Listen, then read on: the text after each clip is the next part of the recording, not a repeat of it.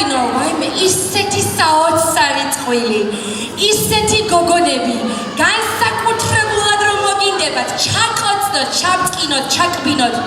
ნუ იქნებ ჩემსავით ყველას კბედა და ბწყინა, არ გიყვართ, მაგრამ აი ახლა მოგინდებათ. ძალიან ნიჭიერი, ვარსკვლავ გოგონები. ანა მარია ბზიანიძე, თექლა კუგლაშვილი.